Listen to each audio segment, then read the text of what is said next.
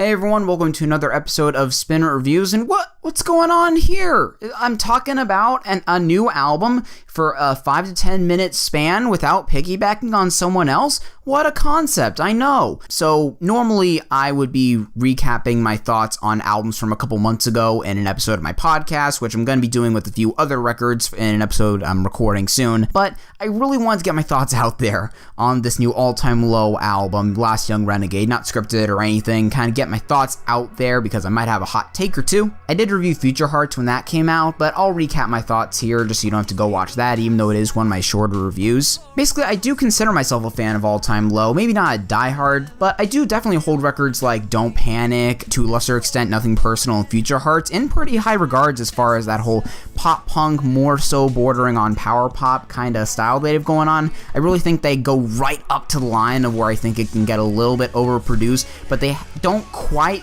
get there with a couple exceptions. And today, we haven't heard one of those exceptions. And I'm going to explain why, because it's for a very different reason than you might think. I went into this record with a little bit of trepidation, like a lot of people, especially after Dirty Laundry, which basically sounded like a Chainsmokers outtake. It's a little bit concerning, obviously, especially with the direction that other bands in their whole scene world have kind of been going into lately, cough cough. But before anything else, I do want to talk about the couple elements of this record that I do actually consider an improvement. For starters, like with the exception probably of Dirty Work, I feel like Alex Gaskarth has been improving as a lyricist and singer with every record really. We get a lot more introspective and more interesting details going on, because like Life of the Party did have the risk of being one of those whiny, oh, fame is hard songs, but I think he actually really pulls off kind of the loneliness that that whole feeling can provide when you're just being so sought after that can keep you away from the people that you love. Obviously, like, Drake tackles that in 2/3 of his songs, basically. But, you know, Alex is definitely better at tackling it, I would say. And Nightmares has some kind of chilling imagery about his childhood in the first verse or so that I feel kind of bad doesn't get followed up on more in the rest of the song. But, you know, for the most that's there, I'm definitely appreciative of it. Dirty Laundry has a nice sentiment to it about accepting people's flaws. And Nice to Know You and Ground Control definitely capture that lighter side of All-Time Low they've been better known for in the past. I think they carry that over on those songs pretty well, especially Nice to Know You. And the other thing, which I wouldn't expect for a record this processed, is that I really feel like the drumming's taken a step up. Like, Ryan has never really slouched on past records, you know, he's definitely filled his role really well, given some good fills and stuff, but I noticed especially on tracks like Drugs and Candy, where there's a really like intricate off-kilter groove going on that honestly wouldn't feel out of place on like an early Radiohead album, which, believe me, I was not expecting to make that kind of comparison, but it's just the first thing that came into my head. Tracks like Life of the Party and a couple other ones have nice grooves going on with them. And with those praises out of the way, time to dive right into why you came to this video. Now, I haven't seen any of the other reviews on YouTube yet, and you know, I know that there are a few people I know that are also fans that'll be a little bit more rational about it, but I have a feeling there'll be a few people that say like, oh, they should have just done exactly what they did on Put Up or Shut Up, and you know, just like kind of having that reductive mentality. I don't agree with that. If anything, some of my favorite moments on Future Hearts, for example, were when they went a little bit more dark and dramatic, like Dancing with the Wolf and Old Squad's Future Hearts. And in general, with these kind of mainstream pop rock, pop punk bands of the past 15 years or so, my favorite records from them have tended to be the ones where they alienated people and then went on hiatus. So please do not think I'm coming at this from a perspective of wanting them to do the same thing over and over again, because that is far from the truth. But I am going to reiterate something that I talked about in my Linkin Park review from a month or so ago. When you change your sound dramatically, the important thing to keep note of is that when you take out one element of your sound, you need to put in another element in its place that's just as effective in order to really make that transition as expertly as possible, I suppose. Future Hearts, I think, really pushed All-Time Low to the line of how polished their pop punk sound can be. John Feldman, for what you want to say about his production style, I think it hindered California. In the case of All-Time Low, I think he really did a great job pushing their hooks to the forefront, but this record is a whole different beast. And where I want to point to in particular is actually the best song on this musically, Ground Control, with Tegan and Sara. Let me explain. Tegan and Sara is another act that was previously in more the alternative rock kind of world, you know. It has a little bit more indie cred than All Time Low, I suppose, but you get the idea. They definitely operate in similar circles. I'm just gonna come out and say my hot take of the day here. My problem with Last Young Renegade isn't that it goes too poppy. My problem is that it doesn't go poppy enough. See, when Tegan and Sara went pop on their last couple albums, they knew that when they de-emphasize the guitars, they need to emphasize the crap out of those synths and give just that same effect, give that same punch, but just by switching up the songwriting style a little bit and like where the instruments would be placed and stuff. And they really bring that ability to ground control in like a lot of the synth placement and how the melodies revolve around them and stuff.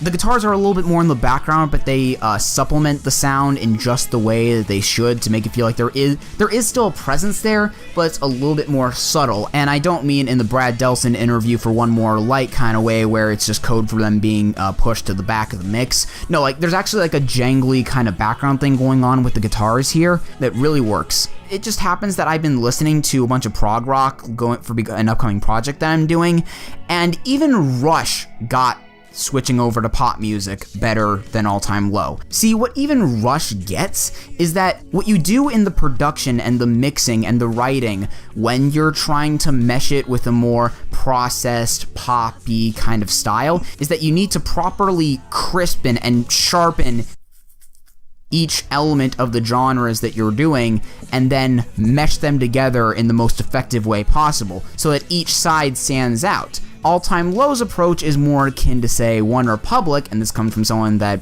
really likes at least one Republic album, where everything just blurs together into this whirling haze of a mix where nothing stands out, nothing grabs your ear. It's just like all this filling noise going on to give the impression that there's a nice, rich, full mix going on, but most of it's just empty carbs. Here's a little experiment I'm going to have you try.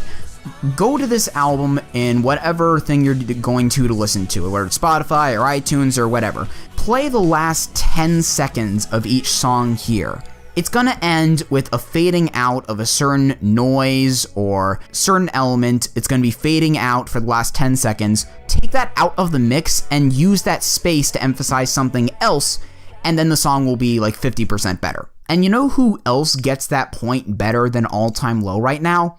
All Time Low in 2009. Do you remember a little song called Too Much? That song basically employed all the same elements as what I'm talking about with Tegan and Sara. It had that synth pop foundation going on for the first verse and chorus or so, and it built a nice groove with that style, and Alex does have a good voice for pop music, honestly. And then when those guitars came blaring in for the last half of the track, it really helped elevate it. As opposed to Dirty Laundry, where they just kind of can't decide, so they just kind of roll everything together, and then by the time the guitars do come in the last minute or so, it just feels too little too late. And instead what we get are songs like Good Times and Afterglow, which are basically trailer fodder akin to, say, American Authors or Ex-Ambassadors or something Imagine Dragons would do now.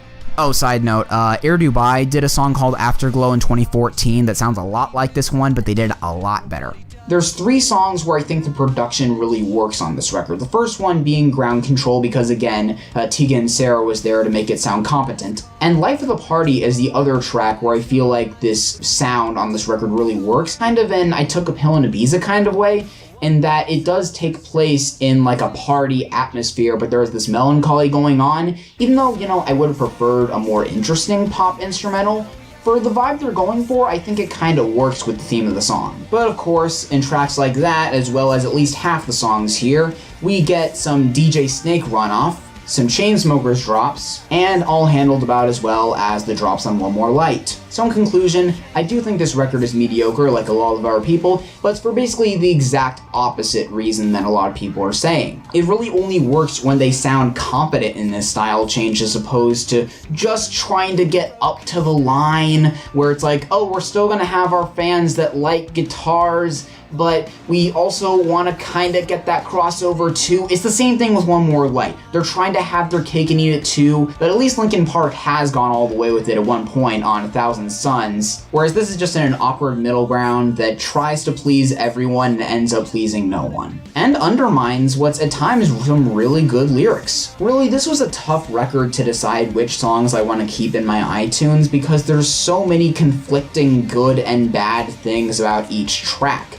But at the end of the day, that's exactly where I'm going to leave this, right in the middle. I'm going to give it a 5 out of 10. I'm curious if anyone else has my position on this as far as thinking that they didn't go far enough in this direction, because again, too much. Great song. I don't know, like if Alex and Ryan just wanted to start their own kind of percussive synth pop project without like the need to have the full rock setup, I honestly wouldn't be opposed to that. And that's where I'm going to leave my thoughts here. If you guys have your own thoughts on this record, which I'm sure a lot of people do, feel free to let me know in the comments, and I'm going to get a more full update about what I'm doing out soon, I promise. Follow me on Twitter for updates. That's where I'm going to be doing a lot of stuff. And yeah, hope you enjoyed.